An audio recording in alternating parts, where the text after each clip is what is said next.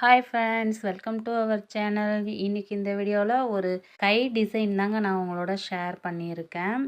இப்போ நிறையா பாப்புலராக இந்த எல்போ ஸ்லீவில் இந்த டிசைன் வச்சு தைச்சி போடுறாங்க. பார்க்க நல்லாவும் இருக்குது. பாங்க ஃபஸ்ட்டு வந்து 3 இன்ச்சு வந்து நான் கீழே அகலத்தில் குறிச்சிக்கிட்டேன்.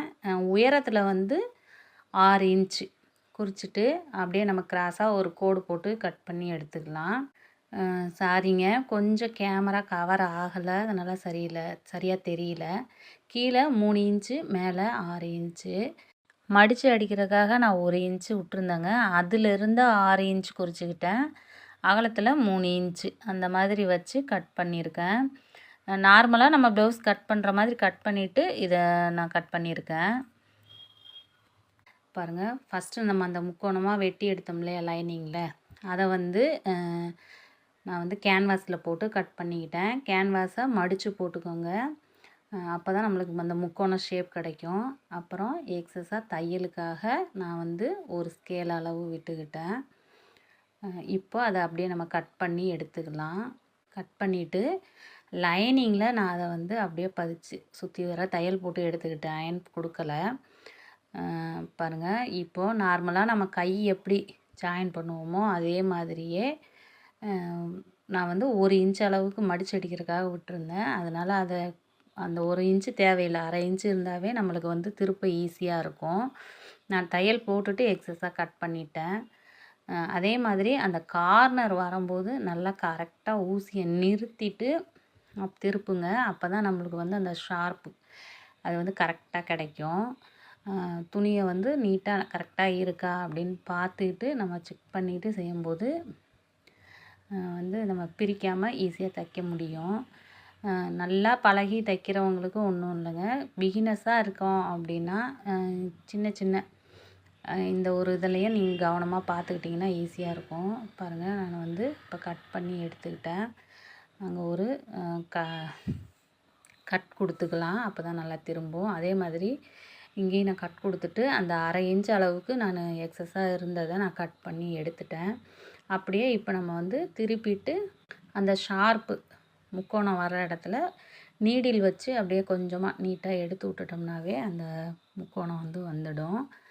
பாருங்கள், ஃபுல்லாக நான் எடுத்து விட்டுட்டேன். அதே மாதிரி இந்த சைடு இருக்கிறதும் அவ்வளோதாங்க. லைட்டாக நீடில் வச்சு நீங்கள் அந்த இதை ஃபுல்லாக உள்ளார இருக்கிறதெல்லாம் எடுத்து விட்டுட்டிங்கனாவே அந்த ஷார்ப் வந்து கரெக்டாக நம்மளுக்கு வந்துடும். இதுக்கப்புறம் அப்படியே ஒரு படிமான தையல் போட்டு ஃபுல்லாக லைனிங்கும் மெயின் மெட்டீரியலையும் நான் ஃபுல்லாக ஜாயின் பண்ணி எடுத்துக்கிறேன். என்னோடய வீடியோ இப்போ தான் ஃபஸ்ட் டைம் பார்க்குறீங்க அப்படின்னா, வீடியோ பிடிச்சிருந்தது, உங்களுக்கு பயனுள்ளதாக இருந்தது அப்படின்னா சப்ஸ்கிரைப் பண்ணிவிட்டு பாருங்கள். வீடியோ பிடிச்சிருந்ததுன்னா லைக் பண்ணுங்கள். பாருங்கள், அப்படியே கார்னரில் அந்த துணியை நீட்டாக இழுக்காமல் வச்சு இதுலேயும் அப்படி தான் அந்த கார்னர் வரும்போது நல்லா நிறுத்திட்டு நீங்கள் வந்து அந்த பாயிண்ட்டுக்கு வந்து நம்ம நிறுத்தி அப்படியே திருப்பும்போது அந்த ஷேப் மாறாமல் இருக்கும்.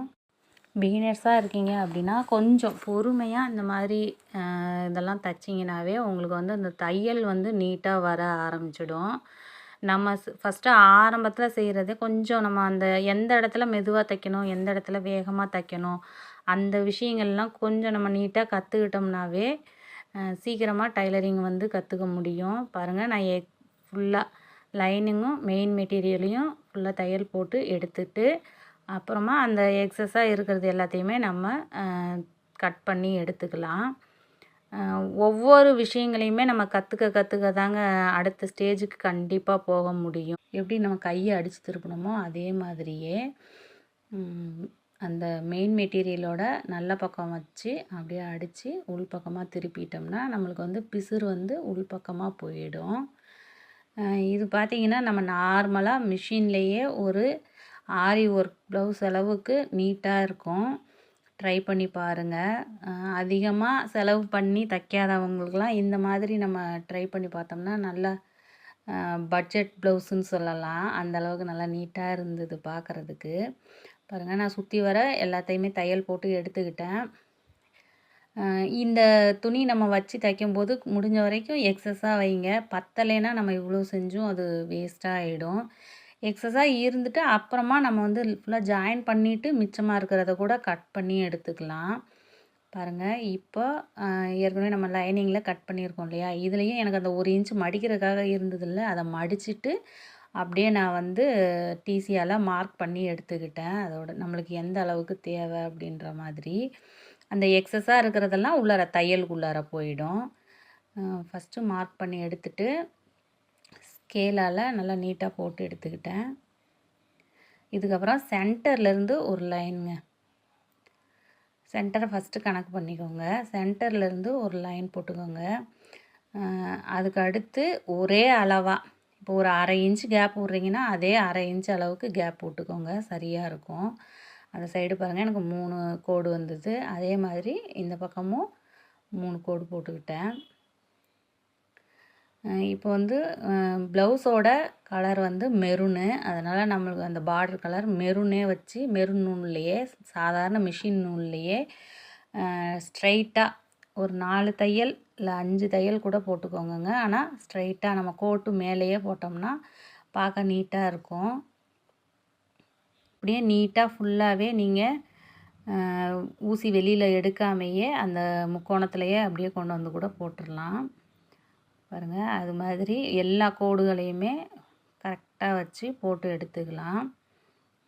இதில் லாஸ்ட்டாக மணிலாம் வச்சு தைக்கையும் நல்லா நீட்டாக இருந்ததுங்க. பார்க்குறதுக்கு ஒரு ஆரி ப்ளவுஸு ஃபினிஷிங் அளவுக்கு நீட்டாக இருந்தது. சிம்பிளாக இந்த மாதிரி நம்மளே தைச்சி ஒரு 400 500 அந்த அளவுக்குலாம் ப்ளவுஸ் தைக்கிறவங்களுக்கு இந்த மாதிரி புது புது டிசைன்லாம் நீங்கள் தைச்சி கொடுக்கும்போது கஸ்டமர் வந்து இன்னும் நம்மளுக்கு வந்து நிறையா வர்றதுக்கும் வாய்ப்பு இருக்குது. பாருங்கள், நம்ம அந்த ஸ்ட்ரைட்டாக கோடு போட்டதுனால நம்மளுக்கு வந்து அந்த கோட்டு மேலேயே தையல் போடவும் ஈஸியாகவும் இருக்கும். இதுலேயே இன்னும் நம்ம பாக்ஸாகவும் கொண்டு வரலாம்.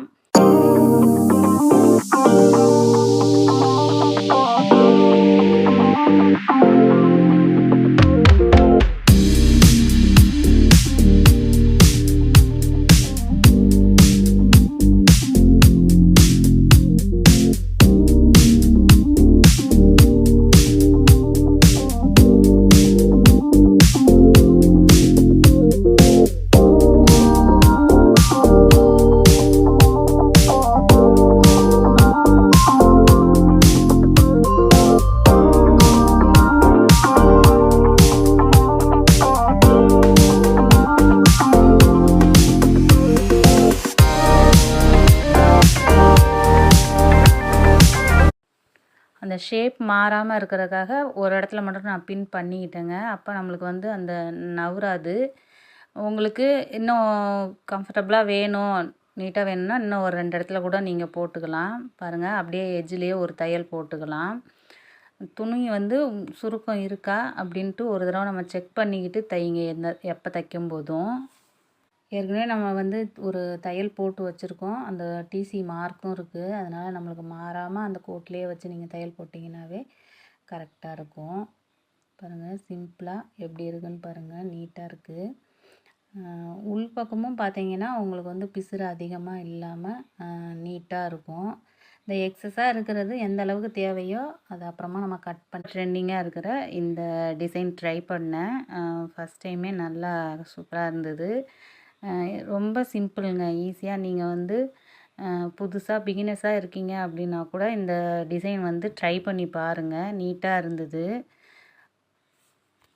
ஃபுல்லாக நீட்டாக ஒரே அளவாக தையல் போடுங்க. உங்களுக்கு 4 தையலில் கொஞ்சம் கேப் தெரிகிற மாதிரி இருந்ததுன்னா 5 தையலாக கூட போட்டு எடுத்துக்கலாம். நார்மல் நம்ம நூல் மிஷின் நூலே போதுங்க. எம்ப்ராய்டிங் நூல் பாபினில் சுற்றியும் போடலாம். ஆனால் அதை விட இது இன்னும் நல்லா நீட்டாகவே இருந்தது எனக்கு பார்க்குறதுக்கு. பாருங்கள், ஃபுல்லாக நான் தையல் போட்டு எடுத்துக்கிட்டேன். அவ்வளோதான், நீட்டாக தையல் போட்டாச்சு.